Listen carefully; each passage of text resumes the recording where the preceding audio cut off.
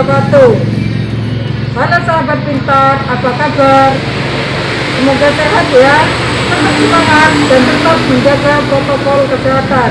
Kali ini saya akan membahas tentang teks anekdot, bagaimana struktur dan ciri-cirinya. Baik sahabat pintar, mari ikuti penjelasan saya. Baik sahabat pintar, kita akan membahas teks anekdot. Ada yang tahu apa itu teks anekdot? Anekdot adalah cerita lucu atau humor yang berisi tentang kritikan terhadap sesuatu. Biasanya, cerita tersebut berdasarkan dari pengalaman pribadi atau bisa dari rekaan. Anekdot dapat disajikan dalam bentuk dialog maupun narasi. Salah satu ciri dari dialog adalah menggunakan kalimat langsung.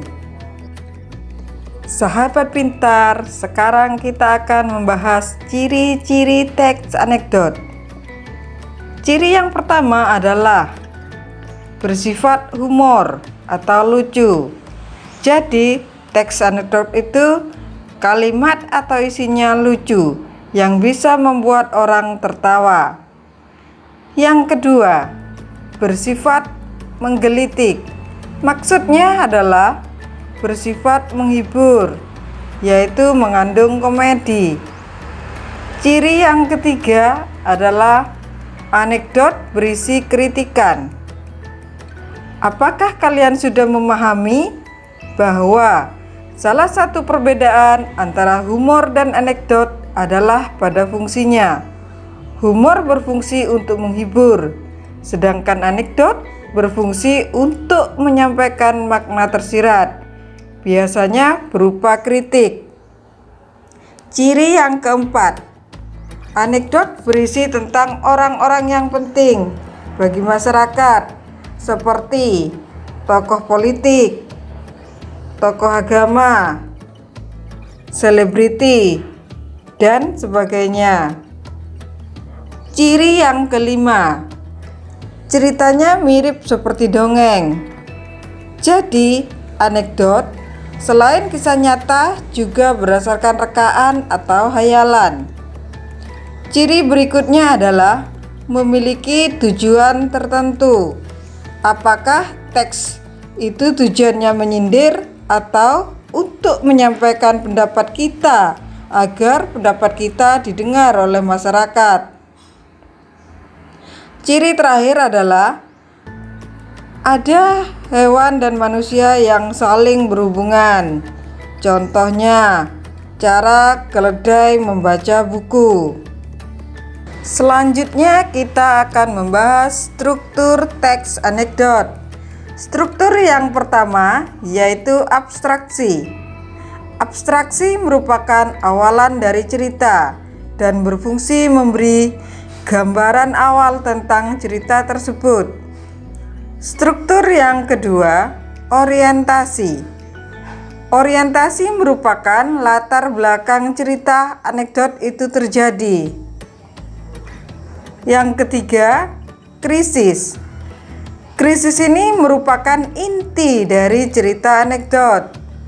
Struktur yang keempat adalah reaksi, merupakan tanggapan terhadap cerita krisis. Nah, struktur yang kelima adalah koda.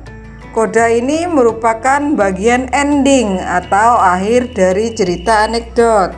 Baik sahabat pintar, masih tetap semangat ya. Oh iya, kita sudah paham bukan apa itu teks anekdot, ciri anekdot, dan struktur anekdot. Selanjutnya kita akan membahas ciri kebahasaan teks anekdot. Ciri yang pertama, menggunakan keterangan waktu lampau. Contoh, kemarin, pada suatu hari, pada suatu masa. Ciri kebahasaan yang kedua, menggunakan konjungsi temporal. Contoh, setelah itu, kemudian, lalu, selanjutnya. Ciri kebahasaan yang ketiga, menggunakan kata kerja material atau tindakan. Contoh, mencuci, menyapu, menulis. Yang keempat, menggunakan urutan peristiwa berdasarkan waktu. Dalam teks anekdot biasanya memakai alur maju. Ciri kebahasaan yang kelima, menggunakan pertanyaan retorik. Pertanyaan retorik adalah pertanyaan yang tidak memerlukan jawaban, hanya sebagai penekanan saja. Contoh, kalian sebagai siswa tugasnya harus belajar, bukan? Jadi, pertanyaan retorik ini tidak membutuhkan jawaban. Begitu ya sahabat pintar. Sudah paham atau masih bingung nih? Biar tidak bingung, mari kita perhatikan contoh teks anekdot berikut. Aksi maling tertangkap CCTV. Waduh, judulnya keren ya.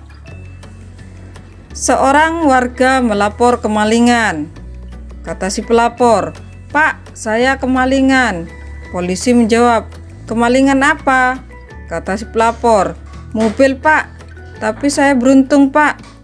Jawab polisi, "Kemalingan kok beruntung?" Kata si pelapor, "Iya, Pak, saya beruntung karena CCTV merekam dengan jelas. Saya bisa melihat dengan jelas wajah malingnya." Jawab polisi, "Sudah minta izin malingnya untuk merekam?" Kata si pelapor, "Belum." Sambil menatap polisi dengan penuh keheranan. Jawab polisi, "Itu ilegal, Anda saya tangkap." Akhirnya pelapor hanya bisa pasrah tak berdaya. Nah sahabat pintar, itu adalah contoh teks anekdot.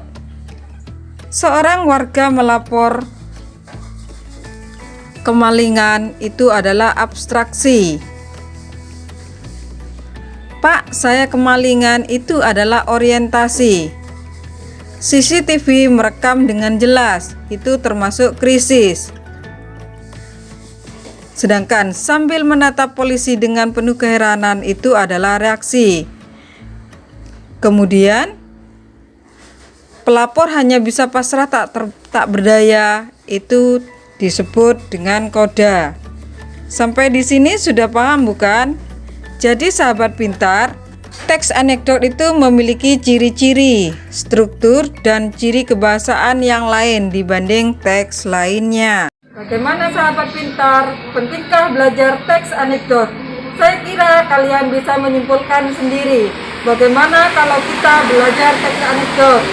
Secara garis besar, kita harus bisa memahami apa dan bagaimana teks anekdot itu. Semoga bermanfaat. Wassalamualaikum warahmatullahi wabarakatuh.